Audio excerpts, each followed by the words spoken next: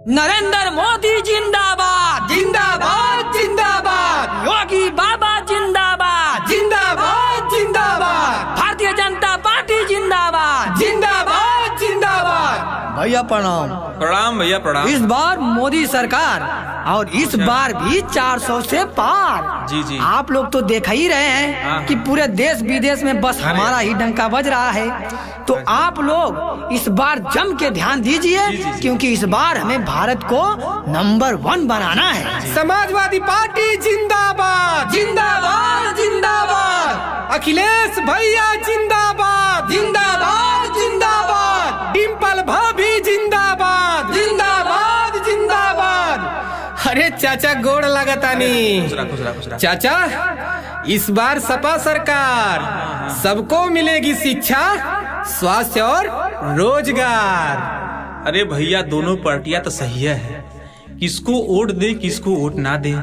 ऐसा करिए कि आप लोग अपनी अपनी पूरी बात रखिए, जिसकी अच्छी लगेगी उसी को हम लोग सब लोग वोट देंगे, ठीक है? कमीने अपनी पार्टी की तारीफ बता। मेरी पार्टी जहाँ जाती है जीत जाती है। मेरे आगे कोई पार्टी नहीं टिक पाती है। मेरी पार्टी की तो विदेशों में चर्चे हैं। मेरी पार्टी के भी तो बड़े बड़े खर्चे हैं। मेरी पार्टी जो कहती है वो कर दिखाती है। मेरी पार्टी जो कहती है उसे निभाती है। मेरी पार्टी ने भ्रष्टाचार को मिटाया है। मेरी पार्टी ने भी निःशुल्क शिक्षा लाया है। मेरी पार्टी ने माफियाओं को हिलाया है। मेरी पार्टी ने युवा वर्ग को बढ़ाया है। मेरी पार्टी ने जातिवाद को हटाया है। मेरी पार्टी ने गरीबों को हक दिलाया है। और तेरी पार्टी मेरी पार्टी से हार जाएगी।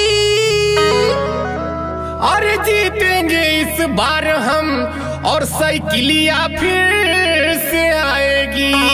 अच्छा चले आई से। अरे अब की चुनाव के जीत ना पाई, जीत ना पाई हो के जीत ना पाई। अब की चुनाव के जीत ना पाई।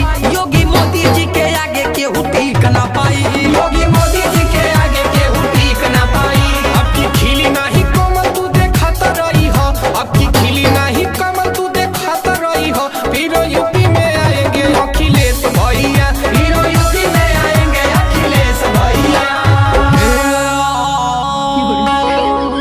कमीने मेरी पार्टी के सामने तू नहीं टिकेगा। तेरी पार्टी ने क्या किया है कि तू जीतेगा? हमने पीएम आवास योजना चलाई है। हमने लोहिया आवास योजना चलाई है। मेरी पार्टी ने राम मंदिर बनवाया है। मेरी पार्टी ने भी तो हाईवे बनवाया है। मेरी पार्टी इंडिया को डिजिटल बनाई है। मेरी पार्टी फ्री में एम्बुलेंस चलाई है।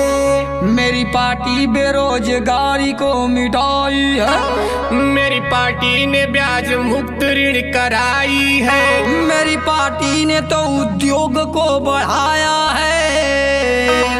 मेरी पार्टी भी अहम भूमिका निभाया है। मेरी पार्टी भाग्य लक्ष्मी योजना चलाई है। मेरी पार्टी भी सबको पेंशन दिलवाई है। अबे मेरी पार्टी ने पूरे देश को चमकाया है। हर मेरी पार्टी ने भी तेरी पार्टी से ज्यादा इज्जत नाम कमाया है। अच्छा बाबू। अरे हमनी के चारा चाचा लता गली गली, चलता गली गली हो चलता गली गली। ओखे द चुनाव रे द पारी पता चली। पारी पता चली रे द पारी पता चली। अरे रोकले ना रुकी कमल खिला दे करी। रोकले ना रुकी कमल खिला दे करी। अरे रुकी सही किलियो न चला दे करी। रुकी सही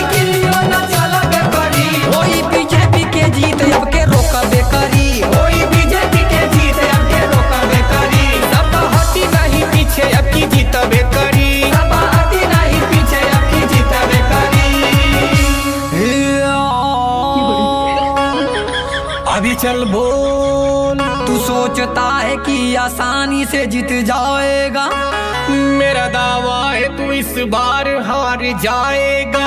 तेरी जैसी कितनी पार्टियों को हम हराए हैं, हम भी अब की एड़ी चोटी कदम लगाए हैं।